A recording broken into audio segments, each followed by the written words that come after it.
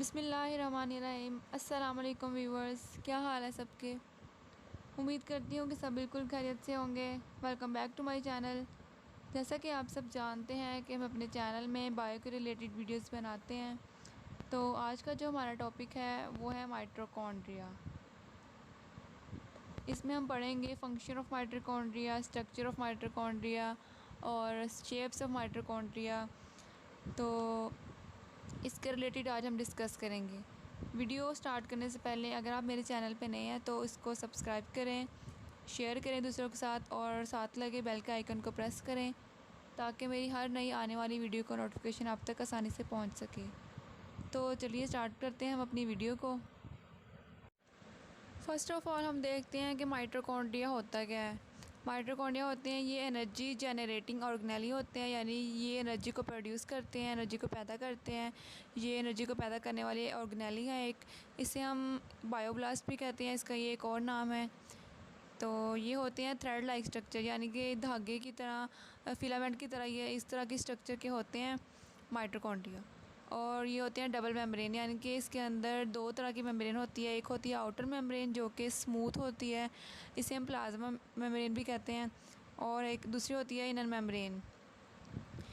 और ये होती हैं सेल्फ रेप्लिकेटिंग, यानी कि ये अपनी प्रोटीन खुद तैयार करते हैं ये।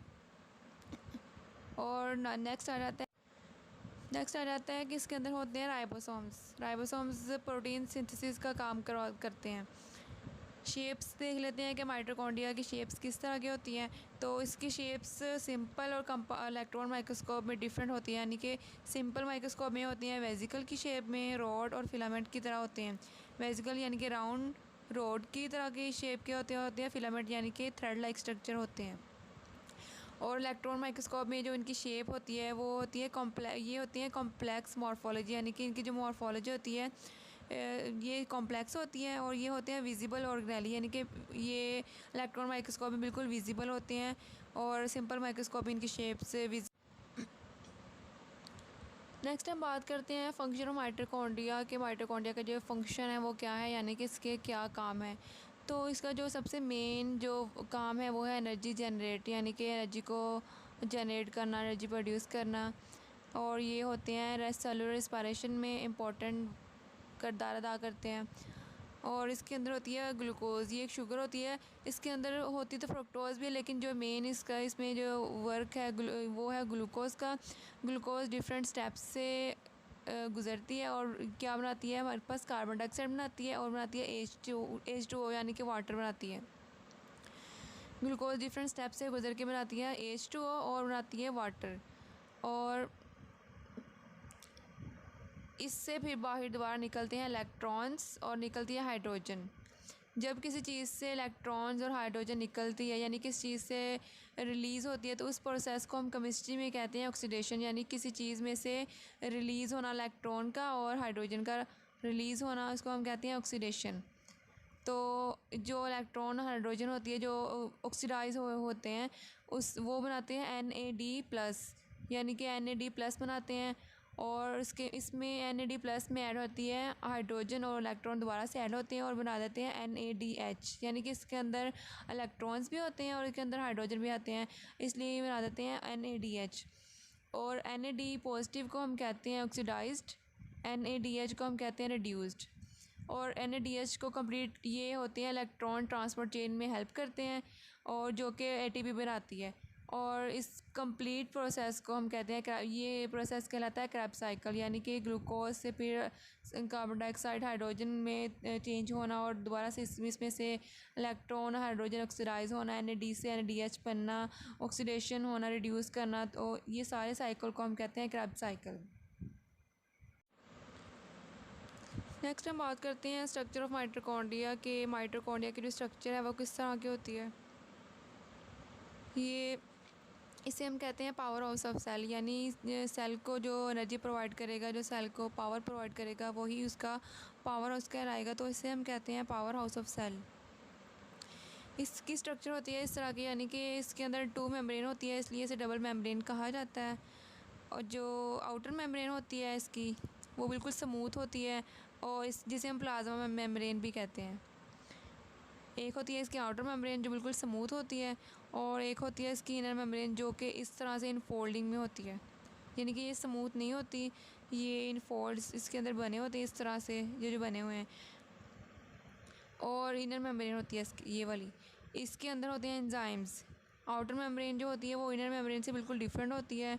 आउटर मेम्ब्रेन स्मूथ होती है, जबकि इनर मेम्ब्रेन इस तरह से इनफोल्डिंग में होती है और इसके अंदर एंजाइम्स होते हैं। इस इनफोल्डिंग ये जो बने हुए इसको हम कहते हैं इनफोल्डिंग, और इस इनफोल्डिंग सब इनफोल्डिंग्स को मिला के हम कहते हैं इसको क्रिस्टा। इस इनफोल्डिंग्स के अंदर होते हैं डीएनए माइटोकॉन्ड्रिया के अंदर होता है, और होता है राइबोसोम्स। ये होता है मिनिमम 50S होता है राइबोसोम जो माइटोकॉन्ड्रिया के अंदर प्रेजेंट होता है। और इस इनफोल्डिंग्स के अंदर सम टाइम ये होता है कि एक आउटग्रोथ बन जाती है, इस तरह से ये बाहर को इसकी आउटग्रोथ बन जाती है इनफोल्डिंग्स के अंदर। तो इस तो ये इनफोल्डिंग्स बनी होती है, इनफोल्डिंग्स के अंदर जो आउटग्रोथ होती है इसे हम कहते हैं F1 पार्टिकल्स, जो कि एटीपी सिंथेसिस में हेल्प करता है और एटीपी बनाता है। F1 पार्टिकल्स होता है फर्स्ट डिस्कवर्ड एंजाइम होता है, एंजाइम है, और ये हेल्प करता है एटीपी की सिंथेसिस में, यानी कि एटीपी बनाने में। तो ये हो गया है स्ट्रक्चर ऑफ माइटोकॉन्ड्रिया, यानी कि सेल का पावर हाउस है। इसके अंदर दो मेम्ब्रेन होती है, एक होती है आउटर मेम्ब्रेन, एक होती है इनर मेम्ब्रेन। आउटर मेम्ब्रेन जो स्मूथ होती है इसको हम प्लाज्मा मेम्ब्रेन भी कहते हैं। इनर मेम्ब्रेन इसके अंदर एंजाइम्स होते हैं, ये डिफरेंट होती है आउटर मेम्ब्रेन से बिल्कुल। और इसके अंदर ये स्मूथ नहीं होती है, इनफोल्डिंग्स की तरह होती है। इसके अंदर जो आउटग्रोथ होती है इसे हम कहते हैं F1 पार्टिकल, जो कि प्रोटीन की सिंथेसिस में यानी कि एटीपी सिंथेसिस में यानी कि एटीपी बनाती है। नेक्स्ट आ जाता है कि F1 पार्टिकल्स में, ये मेरे पीछे बताया था कि F1 पार्टिकल्स ये फर्स्ट डिस्कवर्ड एंजाइम होते हैं। जो एंजाइम सबसे फर्स्ट पे यानी सबसे पहले डिस्कवर्ड हुए थे उसको हम कहते हैं F1 पार्टिकल्स। और लास्ट में आ जाता है कि माइटोकॉन्ड्रिया हमारी बॉडी के किन पार्ट्स में यानी कि किन हिस्सों में सबसे ज़्यादा पाई जाती है। तो ये हमारी बॉडी के उन पार्ट्स में सबसे ज़्यादा पाई जाती है जहाँ पर एनर्जी की ज़्यादा ज़रूरत होती है, जहाँ पे पावर की ज़्यादा ज़रूरत हो हमारे बॉडी के उन पार्ट्स में। तो ये पाई जाती है हमारी बॉडी मसल्स में ज़्यादा पाई जाती है, और पाई जाती है लीवर में ज़्यादा, क्योंकि इन पार्ट्स को एनर्जी की ज़्यादा ज़रूरत होती है, because they need more energy. तो ये इस वजह से वहाँ पाई जाती है जहाँ पे एनर्जी की ज़्यादा ज़रूरत हो। और ये था हमारा आज का टॉपिक, छोटा सा टॉपिक है। उम्मीद करती हूँ कि आपको आज का टॉपिक अच्छा लगा होगा। तो अगर आपको आज की वीडियो अच्छी लगी हो तो मेरे चैनल को सब्सक्राइब कर दीजिएगा। मिलते हैं अगली वीडियो तक, तब तक के लिए अल्लाह हाफिज़।